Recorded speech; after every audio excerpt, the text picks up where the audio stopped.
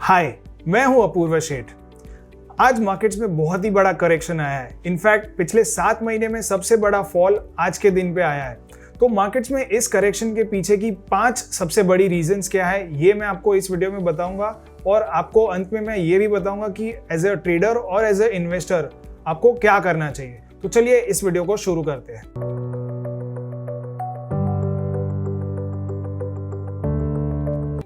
तो आज के इस फॉल के पीछे की सबसे पहली रीजन है फार्म लॉज का वापस लेना। तो पिछले हफ्ते प्रधानमंत्री नरेंद्र मोदी जी ने फार्म लॉज, जो 3 फार्म लॉज लागू किए थे, उसे वापस खींच लिया है। तो farming as a percentage of our GDP is a small component, but nevertheless it is very important component. अब इससे भी बड़ा जो असर आएगा वो ये है कि it is a negative from a sentimental perspective. तो जो सरकार मेजॉरिटी के साथ पार्लियामेंट में बैठी है, वो भी पब्लिक प्रेशर में आकर के अगर कोई लॉ को वापस खींचना पड़े तो that has a very negative impact on the investor community, specially जो कि देश के बाहर की इन्वेस्टर कम्युनिटी है, उनके ऊपर काफ़ी नेगेटिव असर पड़ सकता है। तो ये सबसे पहली रीज़न थी। दूसरी सबसे बड़ी रीज़न थी रिलायंस और सऊदी अरामको की डील का कैंसिल होना। तो कुछ महीनों पहले रिलायंस और सऊदी अरामको ने रिलायंस का जो ऑयल टू केमिकल बिजनेस है उसके रिगार्डिंग एक डील साइन की थी, जिसमें कि सऊदी अरामको रिलायंस में इन्वेस्ट करने वाली थी। लेकिन अल्टीमेटली हुआ ये कि ये डील कॉल ऑफ हो गई और ये पिछले हफ्ते ही ये न्यूज़ बाहर आई। तो this had a negative impact on the stock of Reliance. अब रिलायंस एक काफ़ी बड़ा हैवीवेट स्टॉक है, निफ्टी और सेंसेक्स दोनों में लगभग 8 से 9% का वेटेज रिलायंस का अकेले का ही है। तो रिलायंस आज के दिन में 4-4.5% नीचे था। तो Reliance drag the index down and along with it lot of other stocks also dropped lower. अब तीसरी सबसे बड़ी रीजन जो कि आज के फॉल के लिए जिम्मेदार है वो है पेटीएम आईपीओ का फेल होना। अब पेटीएम का आईपीओ पिछले हफ्ते लिस्ट हुआ और अपने इशू प्राइस से काफ़ी नीचे पेटीएम का आईपीओ लिस्ट हुआ और अल्टीमेटली 20% की लोअर सर्किट के साथ बंद हुआ।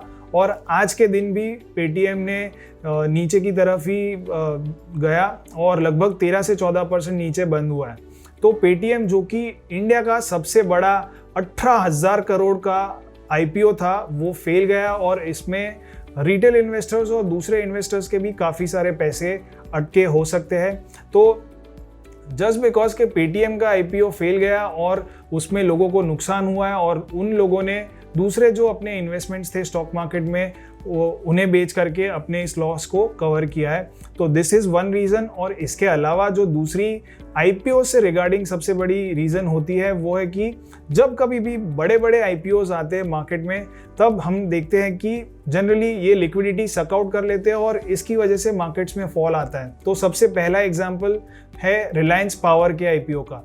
रिलायंस पावर का आईपीओ भी जब आया था तब लिक्विडिटी सक आउट कर ली थी और मार्केट्स में क्रैश आया था। इसके बाद नवंबर 2010 में कोल इंडिया का भी आईपीओ आया और उस वक्त भी सिमिलर चीज़ हुई। बहुत बड़ा आईपीओ था और उस आईपीओ आने के बाद में मार्केट्स में करेक्शन आ गया था। तो ऐसा हम बार बार देखते हैं कि जब कभी भी बड़े बड़े आईपीओज आते हैं तब मार्केट से लिक्विडिटी ड्राई आउट हो जाती है और this eventually leads to a crash in the markets.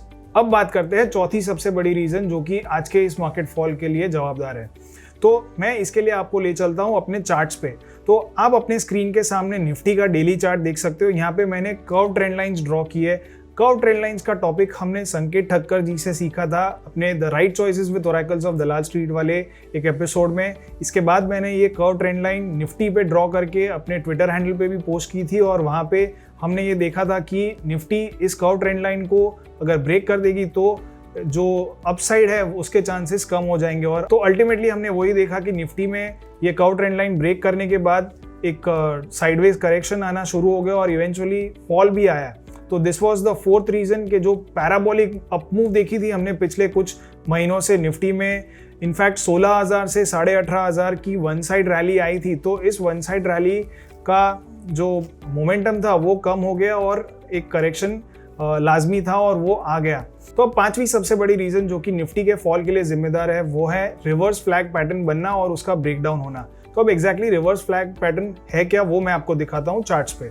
तो रिवर्स फ्लैग पैटर्न एक कंटिन्यूएशन चार्ट पैटर्न है और जब कभी भी ये बनती है और इसका कंफर्मेशन आता है आफ्टर अ ब्रेकडाउन, तो इसका मतलब ये है कि जो डाउनसाइड है वो और आगे कंटिन्यू हो सकती है। तो यहाँ पे मैं आपको क्विकली ये फ्लैग पैटर्न ड्रॉ करके बताता हूँ।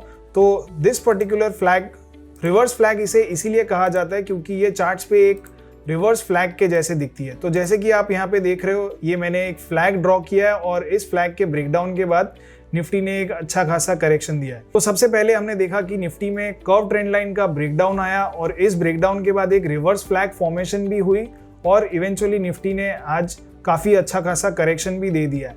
तो ये थे 5 सबसे बड़े रीजंस जो कि निफ्टी के फॉल के लिए जिम्मेदार है। अब एज अ ट्रेडर और एज अ इन्वेस्टर आपको क्या करना चाहिए? तो बाजार में उतार चढ़ाव तो आते ही रहेंगे। एज अ इन्वेस्टर आपको इन उतार चढ़ाव से घबराना नहीं है। आपको ऐसे उतार चढ़ाव का फायदा उठा करके जो कि फंडामेंटली काफी स्ट्रॉन्ग स्टॉक्स है उनमें निवेश करना चाहिए। तो फंडामेंटली स्ट्रॉन्ग स्टॉक्स को आइडेंटिफाई करने के लिए आप सैमको की स्टार रेटिंग्स यूज कर सकते हो और 4 और 5 स्टार वाले जो स्टॉक्स है उनमें जब कभी भी आपको ऐसी अपॉर्चुनिटीज मिले आपको उसमें इन्वेस्ट करना चाहिए। अब बात करते हैं ट्रेडर्स की। तो ट्रेडर्स के लिए ऐसे फॉल्स भी काफी अच्छी अपॉर्चुनिटीज ला सकते हैं if you know how to trade on the down side. तो अगर आप एक अग्रेसिव ट्रेडर हो तो आपको शॉर्ट सेलिंग करके पैसे बना सकते हो, और अगर आप एक कंजर्वेटिव ट्रेडर हो तो आपको सबसे पहली चीज आप अपने लॉन्ग पोजीशंस पे स्टॉप लॉस जरूर लगाइए और जब कभी भी आपके स्टॉप लॉसेस ट्रिगर हो रहे हैं तो आपकी पोजीशंस में से एग्जिट कर जाइए and then you can wait for decent entry levels. तो हमने हाल ही में एक वीडियो मैंने पब्लिश किया जहां पे मैंने 50% रिट्रेसमेंट्स पे स्टॉक्स में एंट्री कैसे लेनी चाहिए इसके बारे में बात की थी। तो आप ये वीडियो जरूर देखिए। इस वीडियो से आपको ऐसे फॉल्स में कैसे अच्छे स्टॉक्स आइडेंटिफाई करने हैं ये आपको पता चलेगा। तो these are the 2 things that I would like to recommend investors as well as traders to do in this market correction। तो आपका मेरे इस वीडियो पे क्या व्यू है ये नीचे कमेंट सेक्शन में ज़रूर लिखिए। अगर आप ऐसे वीडियोस आगे भी देखना चाहते हो तो मुझे ज़रूर बताइए, मैं ऐसे वीडियोस आगे और बनाऊंगा। तब तक के लिए थैंक यू।